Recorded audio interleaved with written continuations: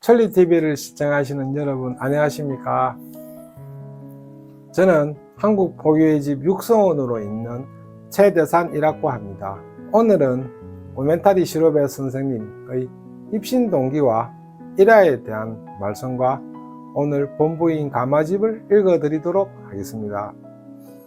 우선 오멘타리 시로베 본부인의 입신 동기는 1881년 2월로서 그 동기는 가와시지에 사는 형 아사시지가 눈병을 앓고 신음하고 있었기 때문이라고 합니다.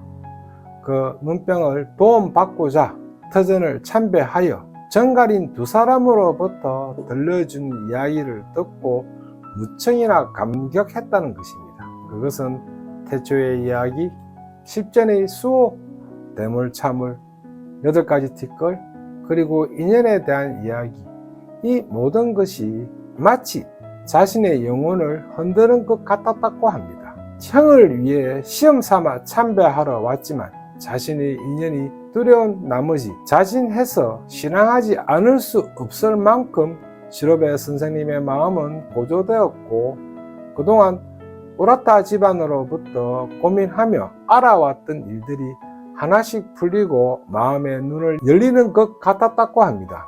일화로서는 1883년에 휴식소의 역사가 진행되어 연원부터 벽바르기 히읗기싱에 힘을 썼습니다. 그때 여러분들도 알고 계시는 것처럼 1화편 123 사람의 목표인가 신의 목표인가가 이때의 이야기입니다.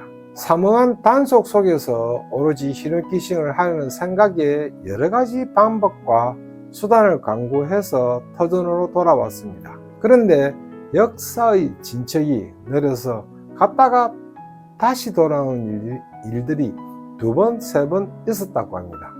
그런 가운데 오사카에서 밥줄이 끊긴 미장이가 야마토 지방까지 일하러 왔다.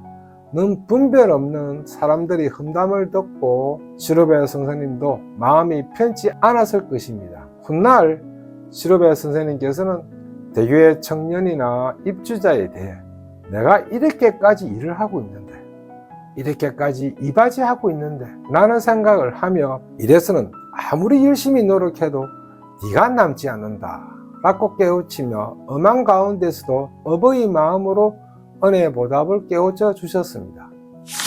자, 그러면 본문 내용을 읽어 드리도록 하겠습니다. 제목은 자유자재한 본보기입니다. 이번에 드릴 말씀은 구구의 가르침이며 없던 일을 설명하는 것이므로 모르는 것이 당연하다. 세상에서 자유자재한 본보기라는 것은 어디에 팔고 있을까? 이 길밖에 없다는 것입니다. 부모가 자식이 되고 자식이 부모가 되며 다시 태어나 죽음으로 바뀌어 오는 이치를 한 사람에만 한정되어 있지 않고 한 가정에 한정되어 있지 않는 마음을 잘 분간해 듣는다면 자유자재한 수호를 해 주신다. 세상에 대해 10 중 9가지 가르쳤다. 하지만 자유자재한 본보기 모범은 어디에도 없다. 이 자유자재한 수호를 받고 있는 이 길의 사람들은 세상 사람들의 본보기 모본이다. 자유자재한 수호를 받기 위해서는 진실하고 정성 어린 마음이 되고 신님의 마음에 맞추어 신님의 도구로 쓰이도록 하지 않으면 안 된다. 사용하기에 좋은 사람들은 예를 들어 괭이가 파괴되어 있더라도 쓰기 좋은 것이라면 수리해서 다시 쓰는 것처럼 신님께서는 직접 이야기를 나눌 수 없으므로 구제하는 사람의 성진실한 마음에 듭시어 구제하는 사람을 써주신다. 그것은 쓰기 좋은 사람부터 쓰는 것이다. 찌그러진 상자라도 원래대로 고쳐서 쓰고 괭이 따위는 바로 고쳐서 쓰고 뜨거운 일을 당하게 해서 다시 만든 다음 또 일대를 쓴다. 몸속 8가지 티끌 인연을 분간한다면 자유자재한 수호가 있다. 저 사람을 보게 하늘의 리에 통하는 대단한 사람이구나. 무시무시한 강을 건넜다고 하지 않을까. 세계로 통하는 이 길에는 산비탈도 있고 고개도 있다. 낮은 고개는 넘지만 높은 고개는 넘지 못한다. 이 높은 고개에서도 조금도 앞으로 나아갈 수 없다. 날이 저문다. 늑대나 멧돼지의 먹이가 될 것 같은 두려운 일도 있다. 2년이라면 거기까지 갈지도 모른다. 그런데 건널 수 없는 것을 건너게 해주셨다. 저런 무시무시한 산빛달을 넘었구나. 저런 무시무시한 강을 건넜다. 천리교의 신님은 감사하구나. 저 사람을 본보기로 삼을까 하고 생각하게 된다. 크게 밝히면 몇십 리 사방까지도 몇백 리까지도 알려진다. 저 사람은 친구, 가족으로부터 반대를 받았다. 하지만 저 길을 걸었다. 아, 대단하구나 하고 세상의 본보기가 된다. 이 길은 하늘에서 낸 것이다. 인간의 힘이 아니다. 아이들의 성장도 천년자연이다. 다달이 헤매다 마음이 변하지 않고 걷는다면 신님께서는 틀림없이 수호를 해주시는 것이다.